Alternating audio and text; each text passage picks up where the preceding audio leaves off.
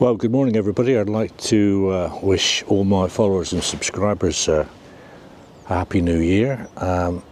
It's New Year's Day 2026 and you're looking at the Culme Valley in UFFCULME in Devon, and more specifically you're looking at the trackbed of the Culme Valley Light Railway, which ran for 7.5 miles from Tiverton Junction through to Hemyock, passing near Coat Harbour Mill. Although the passenger service ceased in 1963, the line continued to serve the milk depot at Hemyock until its closure in 1975. So it kind of served the communities from Tiverton through to Hemyock, Comstock, UFFCULME, Coat Harbour, and all in all it wasn't really a very successful line, and ultimately closed in 1975. The milk production facility in Hemyock was the only thing that kept it going until then, but as you can see it's a beautiful line. Must have been wonderful to travel along it. This is the Culme Valley itself. It's a very bright, frosty, crispy morning, and I feel very privileged to be here in the Devonshire countryside, panning around along the Culme Valley Light Railway. Well, excuse the bobble hat, but it is a cold morning, and apart from being here on the trackbed for the Culme Valley Light Railway, which sadly no longer exists, not even the track, I'm here really to show you around Coat Harbour Mill, which is one of the Fox brothers woolen textile mills. And today in particular I'm here because they're having what they call a steam up. And a steam up means they're actually going to get the mill working, and that's going to be fascinating. As I get a bit nearer to it, I'll give you a little bit of the history before I go in and start filming this wonderful 18th century woolen textile mill.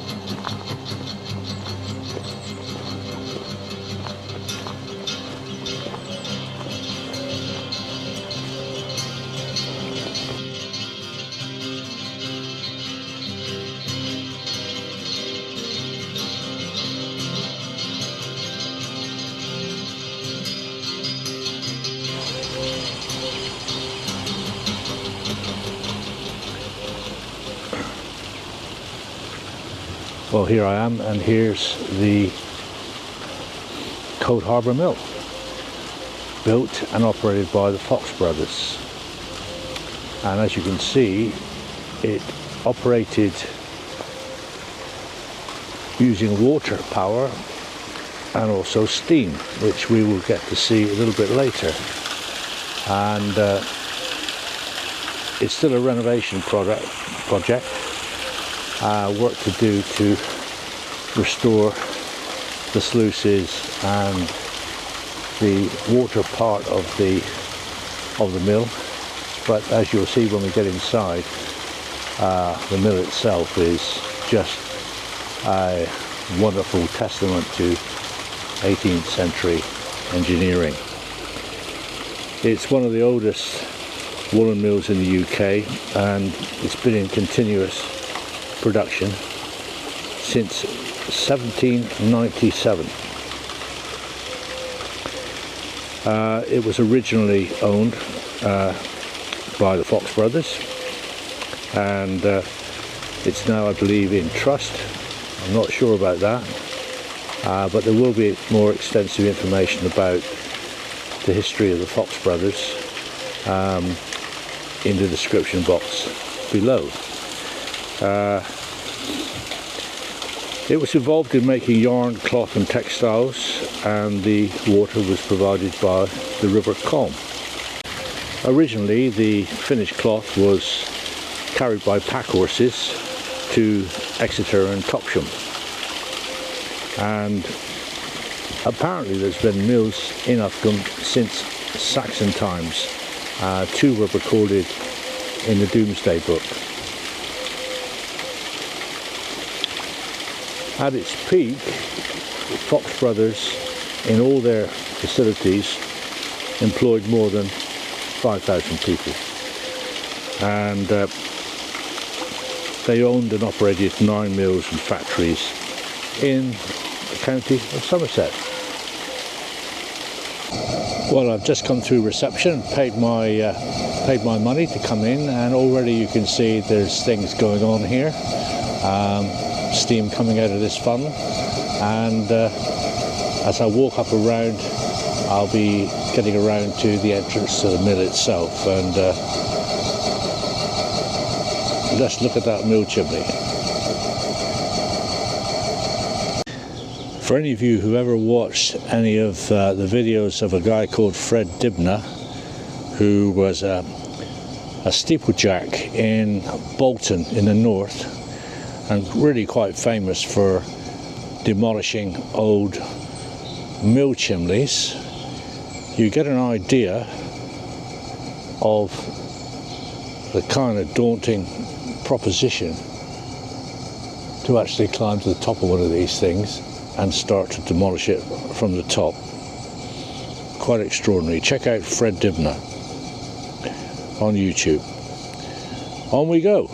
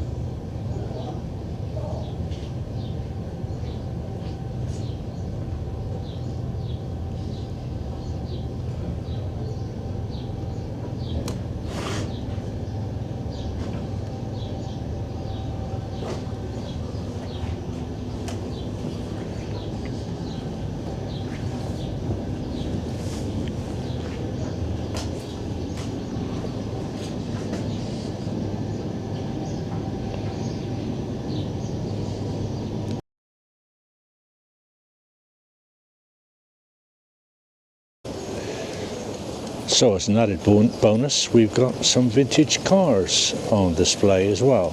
So I'll get a bit of footage of them.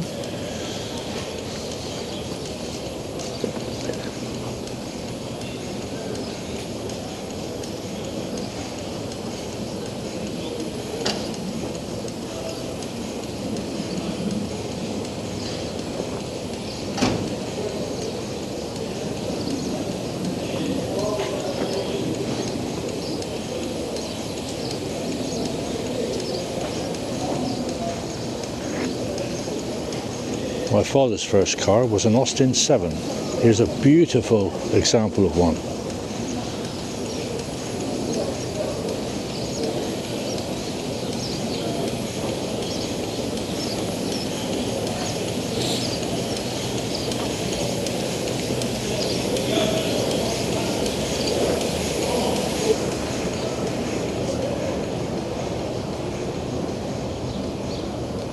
So I'm going to say a bit more about this mill before we go into the border house, which is going to be extremely noisy. These mills produce worsted and woolen products from fleece to finished cloth, all in-house. The Foxes aligned themselves to the Quakers, so they were a Quaker family, and they had traditional values and employee welfare in mind. As you will probably know, there are some famous Quaker companies in this country, or there were, Cadbury's being notably one, Rowntree's being another, John Heathcote's down in Tiverton, and the Fox brothers. A particular kind of textile called flannel to the East India Company, and when they heard that the material might be used for making cartridges for guns, they declined. But they did put a bid in to produce karki and what they call puttees, which were leg bindings. And these were used in the British India Army and were also used right up to the First World War. So that will probably end the commentary because it's going to get pretty noisy from here on. Enjoy the tour.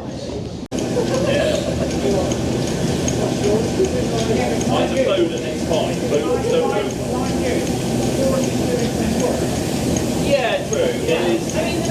This is unlaid today, isn't it? I mean, these engines, none of them are doing any more. There's no load on it. So when it was been running at 140, yeah, we got what, second field it? Oh yeah, you just it. Hey, it's got flow in it, right? Yeah. It's just got a bit loud in here.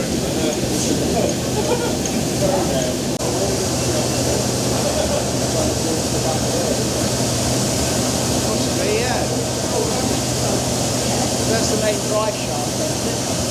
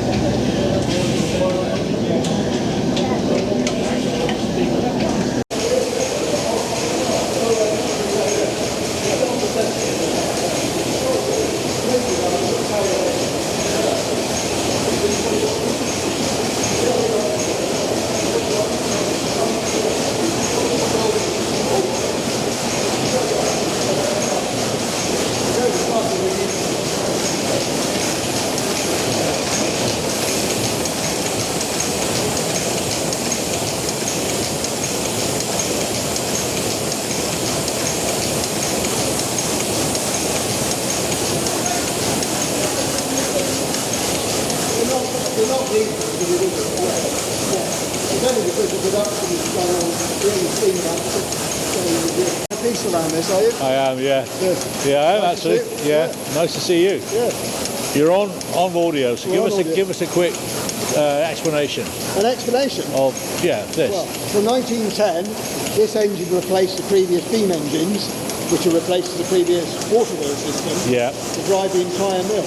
Yeah. And this engine was so powerful that they could then change over to electric lighting from gas. Wow. Because it could drive electrical generators too. Right. So, and it was installed in 1910 and operated until 1983.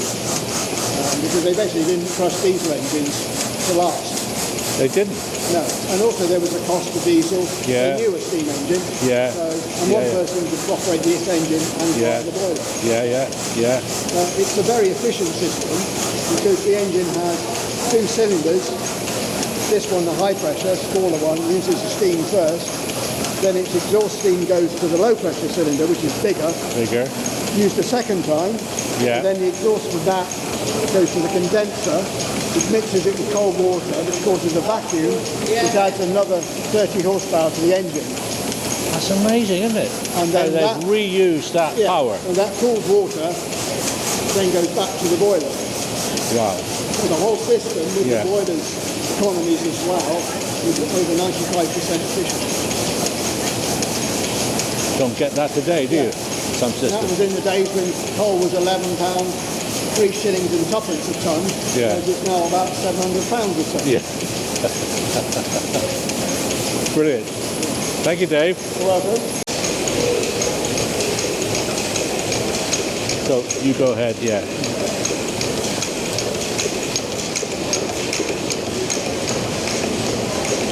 You get a bit more of an idea of the... Wow. That weighs 5 tonnes, it's 25 feet round. Wow.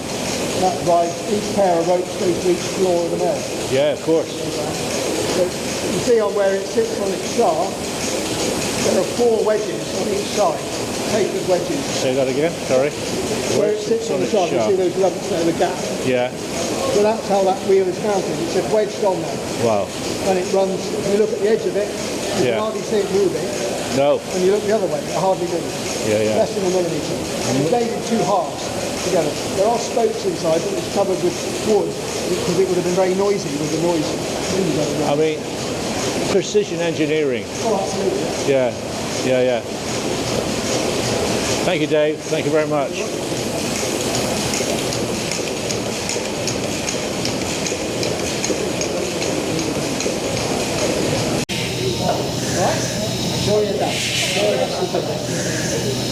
Hello.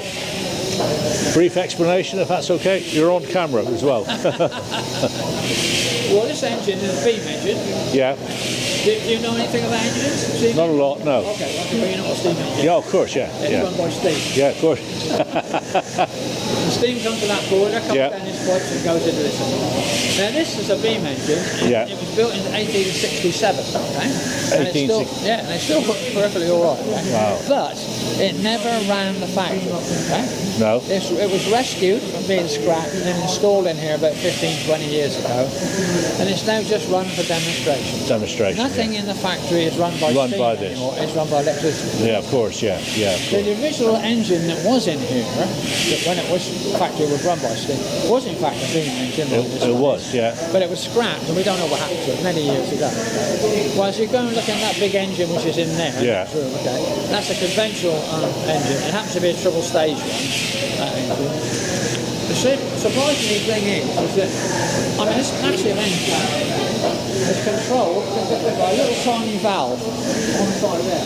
Okay. Oh, yeah. Controls it, all right? Yeah. And Wow. surprisingly, for its massive size, it only turns out maximum 30 horsepower.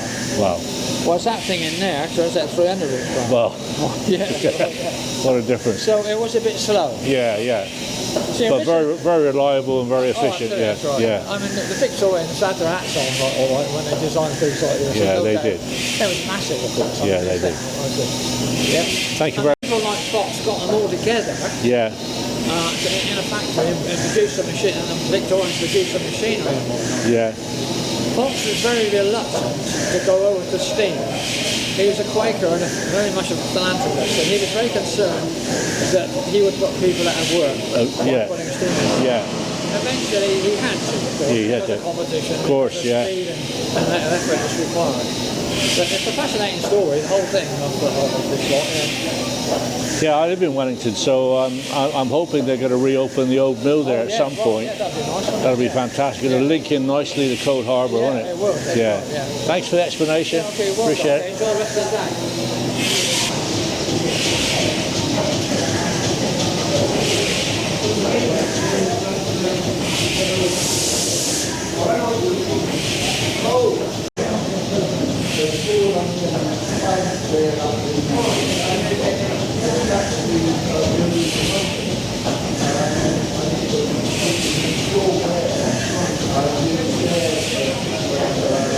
And most of the places I don't think had anywhere to build it or to get a boiler. So it's sat on the back of the car, couple of articulated trailers. So it's very rusty for this.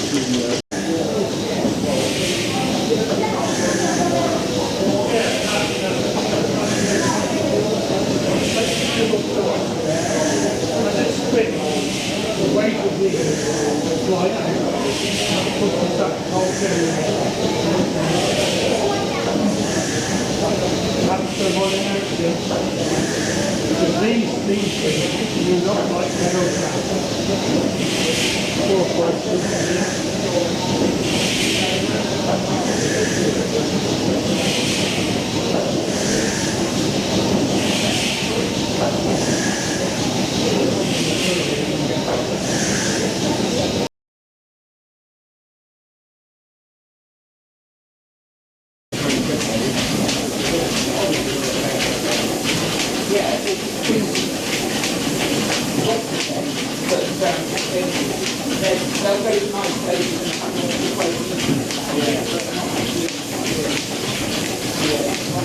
Morning.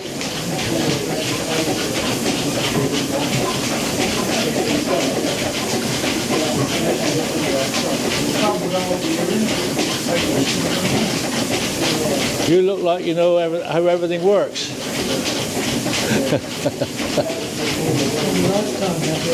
Have you? Have you really? You used to work in the mill and... Oh no, No. on steam. On the steam, yeah. Yeah. Steam diesel hydraulic. Was it? Yeah. I started working with father as a child during the war. He had nobody else to help him. So I was working with alongside for him. I was doing that when I was 10 years old. I was doing belts. When you were 10 years old, you were doing what? The belting, like Doing the belts? Okay. What, making them? Yeah, making them. off the reel, Yeah. cutting them to length and putting the joiners in. Wow.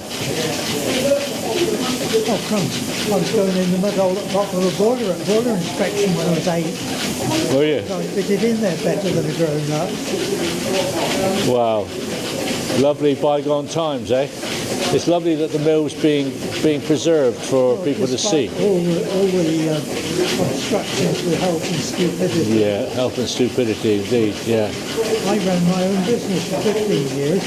I couldn't run it today. No. No, you wouldn't be allowed to. Not run it. No. No. No. It's crazy, isn't it? And then you'd have a job today finding people who work that hard. Well, yeah, you would, wouldn't you? Plenty of cups of tea, I'd say. That's hot, so. Nice talking to you.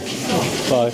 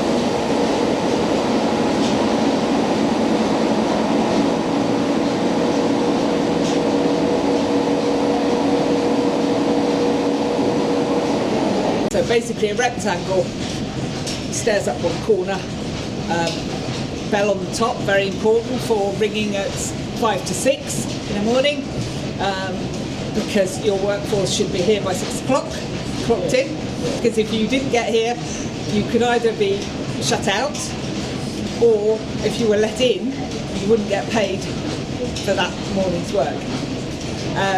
So you might choose to go home anyway. But Thomas Fox employed women and girls. He thought boys were only going to cause trouble. And the men were, on this site, would only have been foremen, supervisors, tacklers, which is what they called the engineers. So mainly a female workforce, and they would have been spinning. Initially, just woolen spinning, so everything that came off the coning shed downstairs would have been used. In about 1806-ish, they turned to wool.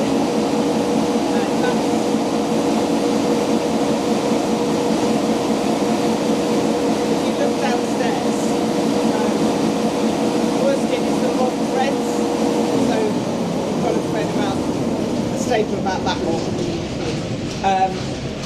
In some wool it would be longer than that, but the little short and curly bits end up at the bottom of the coning machine, and so we, although it's all been in theory all now will work downstairs, we had one of our volunteer engineers and he's been cleaning it, greasing it and all the rest of it, but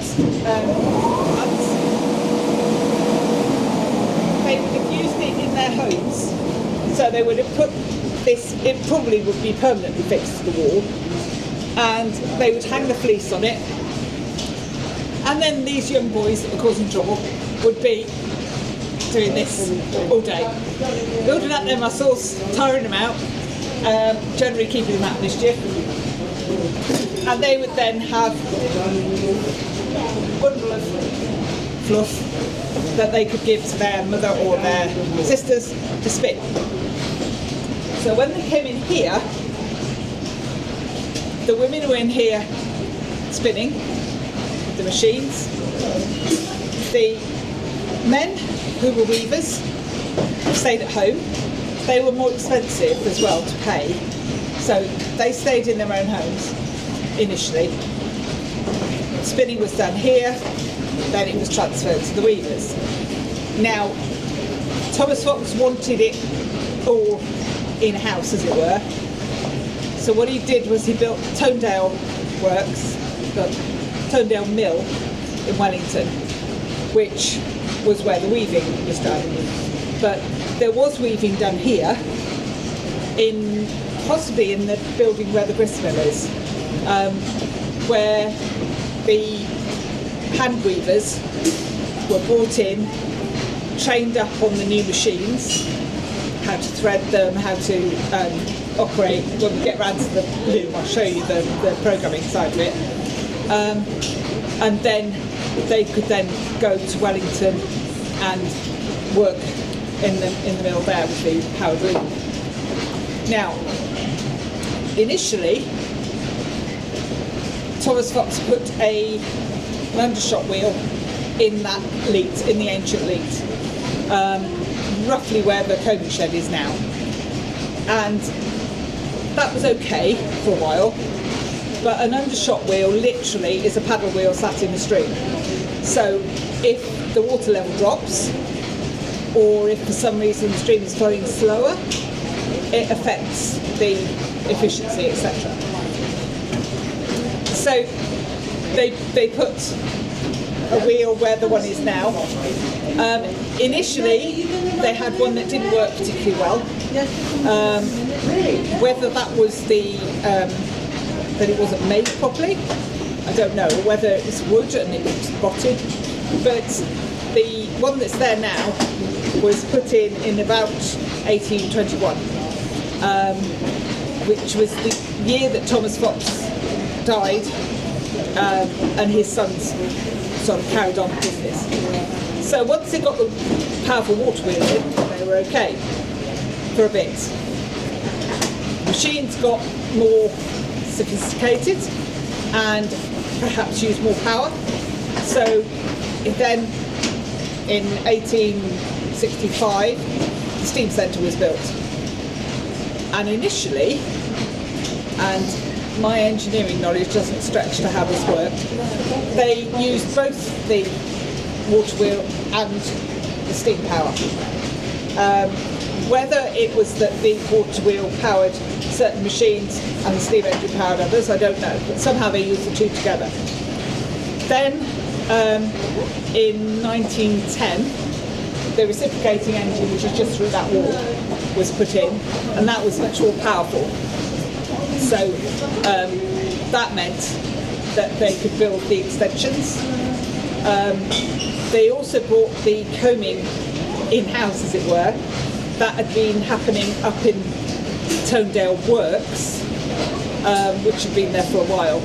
That was where all the messy jobs like cleaning the fleece, combing it, dyeing, all of those things were done.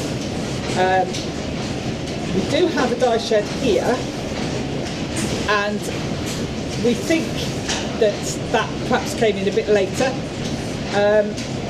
We know that Thomas Fox was prosecuted twice for putting used dye into the water system, and our knowledge of what people get up to these days would suggest that he probably did it more than twice, but only on 2 occasions could it be proved that it was him, and the prosecution goes through.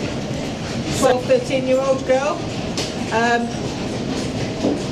Initially, small children would have been running the bobbins. So when the bobbins were taken off because they were full, they would run upstairs and empty ones brought down. So, and up here until the navy is finished, and then the boxes will change position and weave until the next colour's done, and so on. It's all programmed by the pegs that are around the side there, so originally they were wooden like so. And plastic pegs.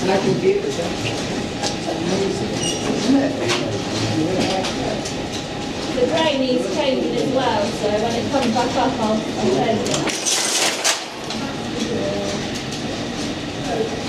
Hands are so cold.